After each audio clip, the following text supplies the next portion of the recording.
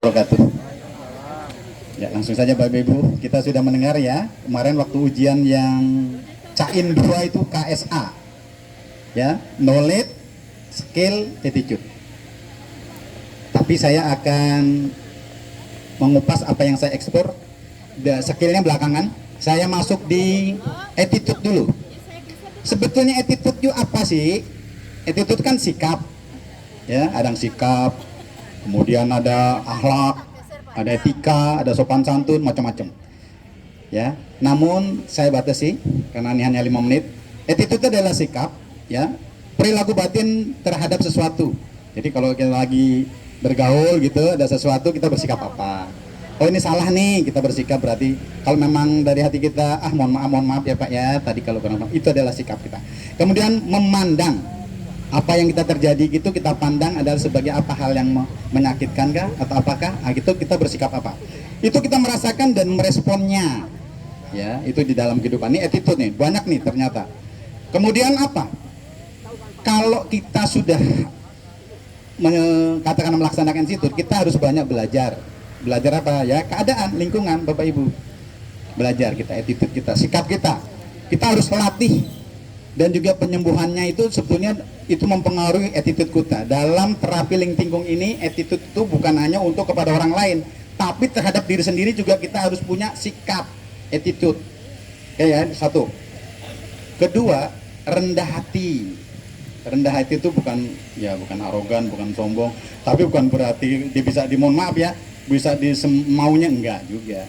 Ya, itu adalah kita merasa bahwa tubuh kita tuh terbatas, sehingga kita tidak boleh arogan, nggak boleh geleleng lah bahasa Jawanya ya. Karena apa? Tubuh kita itu tadi Pak Sastro bilang, makin lama makin usia kita makin tua, jalan bebek pun makin berkurang. Nah kita sadari. Jadi kita ada rendah hati, tidak bersaing, jangan nyalahin lah, wah dia paling salah, saya ini yang paling bener, jangan. Biarkan, karena apa? Kondisi seseorang beda-beda, kita masih kuat, oh ternyata beliau masih udah lemah, itu ya, tidak bersaing. Kemudian jangan memaksakan diri, itu attitude juga kepada diri sendiri, bukan kepada orang lain saja.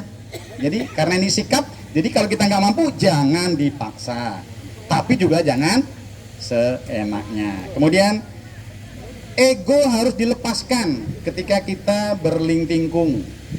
Tadi mau menang sendiri, mau kayaknya yang lain nggak ada yang bener, ya, ego dilepaskan. Kemudian kita harus ikuti irama tubuh kita. Kemudian munculkan kesadaran, ya, kesadaran bahwa kita ada di sini sekarang saat ini. Ngapain ini? Oh terapi. Lakukan dengan penuh hati. Yang kedua, terbuka, terus belajar. Ya Bapak Ibu ya, ini banyak nih ternyata attitude bukan hanya kita sopan santun ada, enggak. Kita harus terus terbuka ya. Tidak menghakimi gerakan baik diri sendiri maupun orang lain. Loh, diri sendiri kok nggak dihakimi? Iya. Jangan merasa wah ini saya paling benar, menghakimi bahwa saya paling benar, orang lain salah. Itu tadi yang menghakimi tadi, jangan. Nah, proses belajar terus Bapak Ibu. Kemudian terima masukan dari instruktur maupun teman. Itu sikap. Jadi Pak, tadi saya lihat Bapak kurang ini. Oh iya ya begini deh. Terima kasih atas koreksinya, atas perbaikannya. Baik. Harus dilakukan dengan sabar dan tekun. Jadi dalam terapi ini kita harus sabar ya Bapak Ibu ya. Konsisten. Jadi kalau latihan itu ya jangan ngancelong.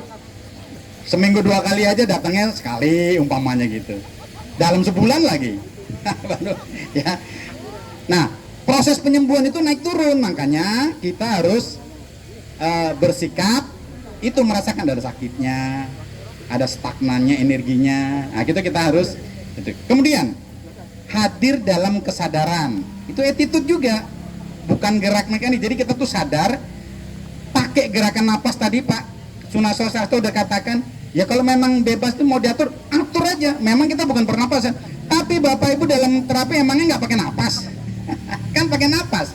Makanya manfaatkan, tarik, buang, biar Bapak Ibu nyaman dan energinya itu nanti belum masuk energi ya. Itu nggak akan dapat di sini energinya nanti. Kemudian pikiran kita dan jiwa kita hadirkan dalam setiap gerakan. Jadi nikmati gerakan itu. Oh pegel itu bahasa tubuh bahwa Bapak Ibu di situ ada yang bermasalah. Kok begini, kok pusing? Nah itu sebetulnya ngasih tahu tubuh kita bahwa ada yang tidak sinkron, tidak seimbang. kita tetap syukur dan pasrah. Jadi attitude kita terapi apa adanya, ya. Jadi jangan dibikin-bikin, pasrah bukan nyerah, percaya pada kemampuan. Kemudian tanggung jawab. Jadi kesempatan tanggung jawab secara pribadi juga harus ditanamkan, yaitu disiplin juga. Itu saja yang 5 menit pertama. Yang kedua kita masuk skillnya belakangan. Knowledge. Knowledge itu jangan kita artikan hanya kita berpengetahuan saja, enggak. Misalnya teori, ngumpulin ilmu-ilmu. Ternyata ada pengalaman yang langsung itu juga kita jadikan knowledge. Apa artinya pengalaman? Loh, saya kemarin gini kok, oh jadi sembuh ya. Oh gini jadi enak. Nah, itu jadikan sebagai knowledge, pengetahuan Bapak Ibu. Latih tubuh Bapak Ibu dengan seksama, dengan kesadaran. Ternyata knowledge itu juga kita bagi. Ada filosofinya. Tadi udah sampai tuh, udah disinggung-singgung. Oh Pak Mul menyinggung bahwa pengetahuan kita mengandung filosofi. Jadi filosofi dalam knowledge ini tadi kita harus mengkaji energinya, chi-nya. Dalam Ling Tingkung ada chi, namanya makanya Ling Tingkung chi, chi. Nah, itu insya Allah nanti kapan-kapan itu di chi ya. Kemudian kita itu harus melahirkan kesadaran. Kesadaran apa?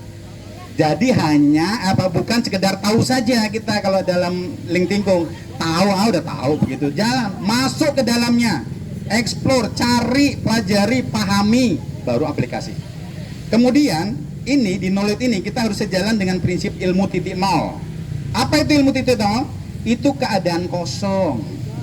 Kosong itu bukan berarti nggak ada isinya Bapak Ibu. Kalau dalam Ling Tingkung itu kosong itu ruangan aja. Di mana di sini banyak potensi-potensi yang bisa kita kerjakan. Itu kajiannya luar biasa.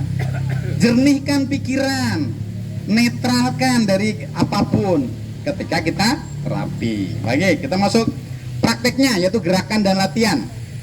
Jadi di dalam knowledge ini Bapak Ibu harus pahami bahwa setiap gerakan itu kita sadari bukan asal gerak, dan kita menyadari setiap gerak itu dan napas kita itu sinkronkan.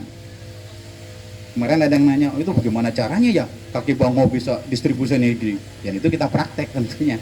Ya, kita masuk kepada kemudian di dalam prakteknya kita harus kalau bisa membayangkan atau mengetahui aliran energi dari mana tempatnya, alirnya kemana, bagaimana caranya. Nah, itu ini kita barisnya kita bahas yang garis gede dulu ya. Kemudian kita harus mempelajari energi dan penyembuhannya. Dalam knowledge ini Bapak Ibu itu ya, tadi saya bilang pengetahuan dari aliran energi kita harus pelajari. Nah, ini ada cara merasakan energi juga ada, nanti kapan-kapan kalau Ibu ini kita bahas lagi. Nah, nanti kita mungkin ada masukan nanti di pertemuan berikutnya. Kemudian pahami bahwa kita mempunyai titik-titik tubuh ini kelemahan. Contoh kalau yang sakit, ada diabetes, kelemahannya di pankreas. Sering pusing, kelemahannya berarti apa? Oksigen nggak masuk, berarti tersumbat. Titik-titik itulah yang Bapak Ibu harus pelajari agar darah mengalirkan energi nanti tahu. Oh ini bedah sini, oh sumbatan sini di katakanlah diurai gitu tuh ya. Nah itu kira-kira gitu. Kita masuk lagi. Kemudian kita kalau bisa nih, kalau ngomong energi kita harus terhubung dengan alam semesta. Contoh, buka jendela langit. Kan ada tuh yang kedua tadi. Sekarang, ya kan? Serap kembali atau masukkan kembali energi gitu. Atau akses energi atau ambil energi gitu kan, kalau alam semesta, ambil kembali energi. Nah, itu maksudnya alam semesta. Boleh matahari, boleh udara, boleh yang kita tidak lihat, boleh dengan visualisasi kita masuk ke dalam. Itu nanti kita bisa urai karena energi tanpa batas, tanpa ruang dan waktu. Kita masuk lagi. Secara psikologis, knowledge itu apa dan spiritualnya. Jadi kita harus pahami lebih dalam Bapak Ibu pengetahuan di Ling Tingkung ini. Jangan sekedar gerak doang. Kalau derapu tadi ngapain sih ini begini nih? Kok ditarik? Kok diputar? Kita harus perhatikan bagaimana badan kita dalam keseimbangan kita. Kita tes sendiri. Saya kalau lagi dibuka katakanlah pindah badan, jatuhkan ban, gerak apa goyang nggak nih? Kalau goyang loh kenapa ya? Cari sendiri. Ya, kalau nggak tahu tanya dulu, nanti baru kita pakai.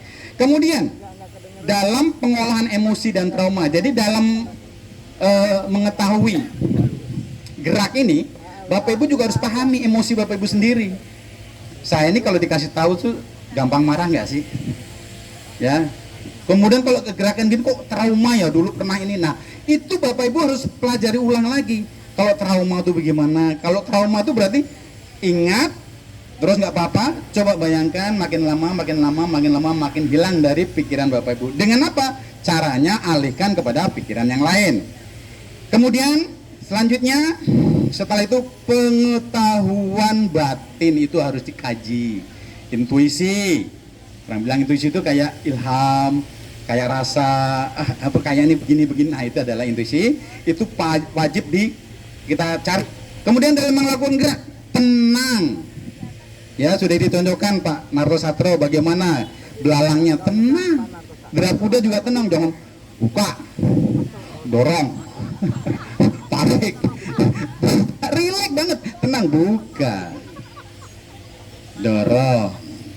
Gitu Bu, Bapak Ibu tuh, usahakan ini tuh. Satu, jangan di sini, coba dilatih, dilihat sendiri tuh nanti udah sampai belum nih. Tarik, ya gitu ya, itu tenang.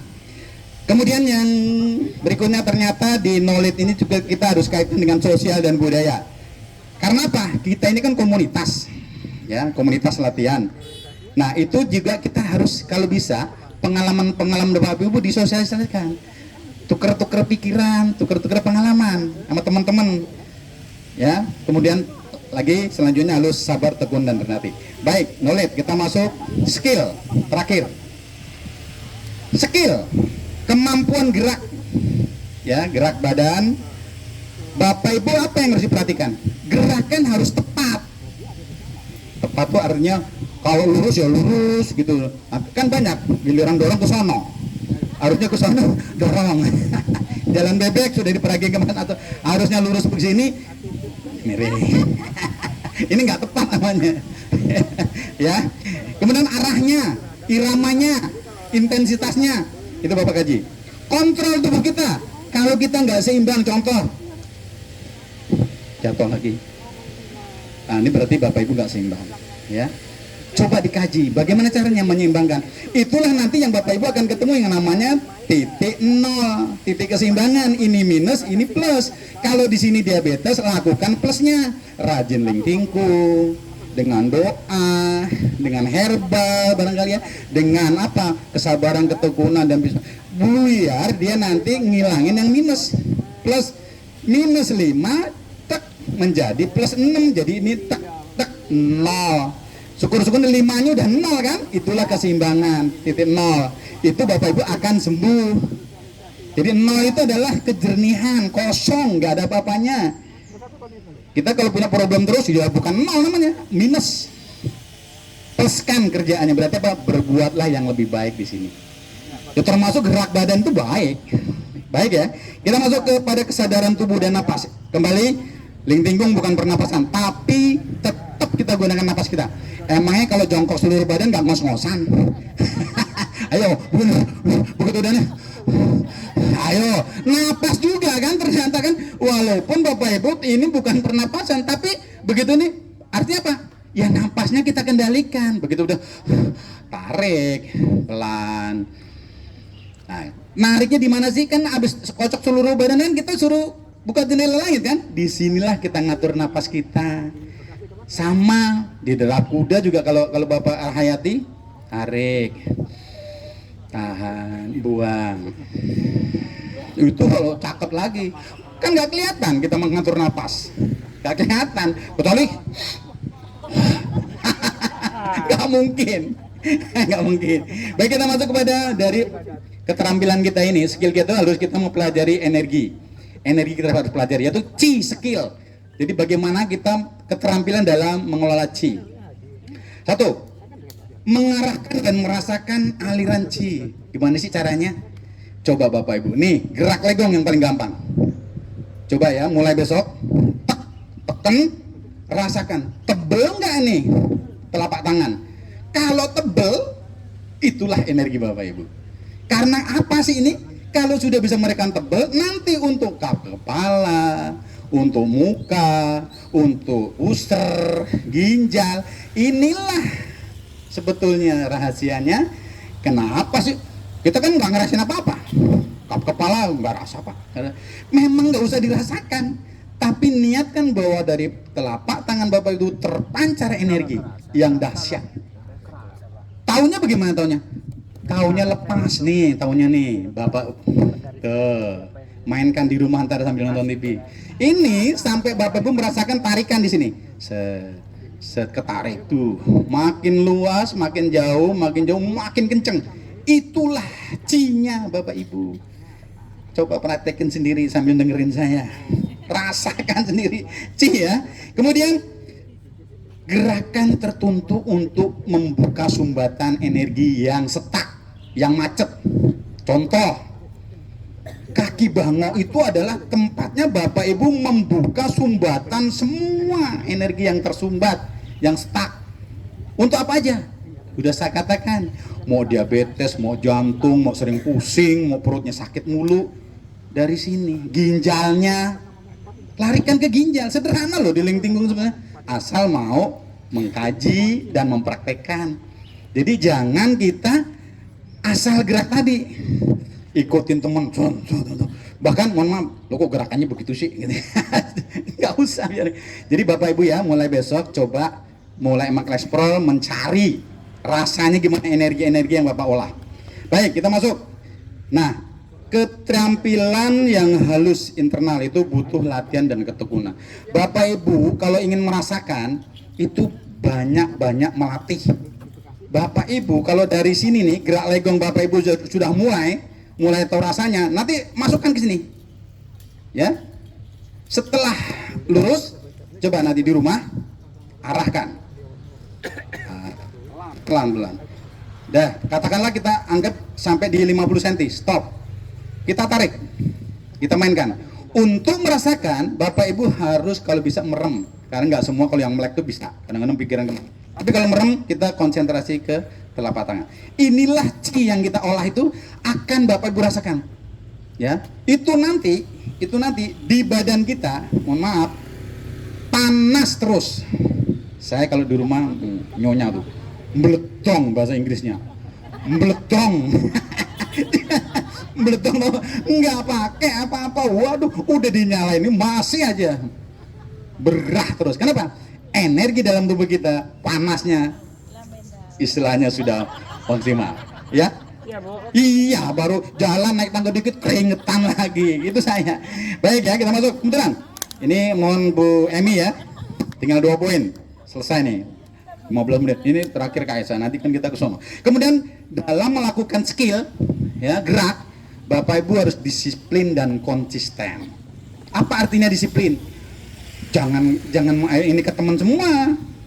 Kita itu ya harus melatih mandiri, bukan di teman-teman ketemu begini latihan. Di rumah ogah. Justru di rumah itu makin banyak waktunya Bapak Ibu untuk memperagakan. Bu, tuh kalau nggak salah semalam aja jam 11:30 aja, mohon maaf, gelandang gelundung Bu saya Bu, sendirian. Ya maaf pencung. Iya gitu, iya lancu apa gitu, tampien. Jadi kita harus nyari sendiri. Tuh ini bahasanya begitu Bu, tuh lihat tuh. Hampir jam berapa tuh bilang, saya nggak bisa tidur, bergerak. Tapi gerakannya juga jangan maksimal. Gerakannya jangan mentang-mentang kita ini sendiri itu. Kalau misalnya ini yang penting gerakan. Nah nanti makanya tadi ada selenting-selentingan. Bagaimana kalau usianya nanti Pak Mul kalau nggak salah. Kalau makin lama makin tua. Menurut saya gerakannya itu hanya irama. Bukan gerakan fisik secara katakanlah pas atau pakemnya. Contoh. Begitu ya Maping Chung yang masih normal segini Pak, tuh segini umpamanya. Begitu kita udah ada di 75, ya Maping Chung, yaudah segini aja cukup. Bagi saya kenapa saya katakan itu? Saya pernah bertemu Master Tai Chi 82 tahun. Begitu saya ngobrol, oh, mohon maaf ya, Chinese kan biasa gitu, Chinese sehat. Mohon maaf nih, kan kalau di Tai Chi itu katanya harus rendah. Iya, itu yang muda. Kalau yang tua, iramanya saja. Makanya saya pakai irama. Irama itu apa sih? Bapak Ibu di setelin flash disk itu ngikutnya pas. Ya, misalnya tarik umpamanya gitu, lepas, itu ikutin ya, paham ya. Jadi nanti kalau ada yang nggak kuat misalnya jangan rendah, jangan di jangan dipaksa, jangan diomelin, jangan begitu aja nggak kuat, jangan suka merendahkan. Nanti kita akan ke situ, kita akan dari sini nih lama-lama ke sini juga kita nggak mampu, apalagi kita kalau sudah ada sana. Baik, kemudian ya sabar, udah jelas. Sembuh itu bukan instan, tapi perlu ketekunan, perlu konsentrasi, perlu fokus, kata Pak Mul, dalam apa? Dalam melakukan gerakan harus fokus. Fokus itu artinya apa sih? Jangan kemana-mana dulu dah, mikir aja gerakannya dulu. Kemudian, nah disiplin ini itu adalah pengaruhnya kepada mental Bapak Ibu ternyata. Disiplin itu mental, ya, dan spiritual juga. Contoh, begitu Bapak Ibu mentalnya nih, males, gini udah habis. Begitu kata males duluan, itu udah nggak bakal bisa ngikutin. Badan kita sendiri itu, apalagi mau bergabung dengan orang. Kalau udah kata males nggak bisa. Kemudian yang terakhir adalah tetap kita ternyata skill kita harus bersinggungan dengan sosial dan spiritual. Apa artinya sosial? Kita ini kalau latihan itu bersama begini nih kan harmonis ini. Ya harmonis, jadi kata kelihatannya guyup, rukun, enak banget. Saya aja seneng ngeliatnya tadi. Karena ibu kan nggak jarang-jarang ini, belum tentu 3 bulan Bapak Ibu bisa berkumpul. Kemudian kita akan menjadi, ya tadi saya bilang, menjadi lebih rendah hati karena kita mengeksplor rumah. Dan dengan ilmu yang Bapak Ibu kumpulkan tadi makin banyak, Ibu makin bisa bersikap. Bersikap apa? Bersikap bisa memberi. Kemana Bapak Ibu mau ke sana mana? Nah saya ingatkan coba, mulai sekarang update diri, tambah lagi ilmunya. Kalau Bapak Ibu di Lingkingkung kan sampai gelendang gelundung nih, paling nggak sampai Tai Chi 24 saja. Bapak Ibu ke sasana lain nggak pakai seragam, umpamanya, boleh ngikut, nggak tahunya di situ udah Tai Chi lagi, kita nggak pakai nih, loh, pasti dilihat ini, bu,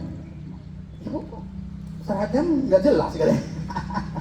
Begini, loh tapi gerakannya, ternyata beliau adalah Lingkingkung sudah di level Tai Chi 24. Nah artinya apa? Ketika Bapak Ibu sudah mengupdate ilmu, itu Bapak Ibu melangkah kemanapun akan pede, khususnya di Lingkingkung ya, khususnya ya. Terakhir, kita harus ke skill itu kita kembalikan ke titik nol. Titik nol kajiannya lumayan, ada filosofinya, ada energinya, ada ungkapannya, kemudian ada bagaimana untuk kesembuhannya. Titik nol itu bagaimana kita mengakses tenaga titik nol, karena itu adalah keseimbangan. Kita bisa titik awal, kalau awal berarti kita harus kembali ke Allah Subhanahu wa Ta'ala. Itu saja yang bisa saya sampaikan. Lebih ya Bu ya, lebih banget gitu. Namun saya harus sampaikan KSA, knowledge, skill, attitude. Demikian kurang lebihnya, mohon maaf. Wassalamualaikum warahmatullahi wabarakatuh. Waalaikumsalam.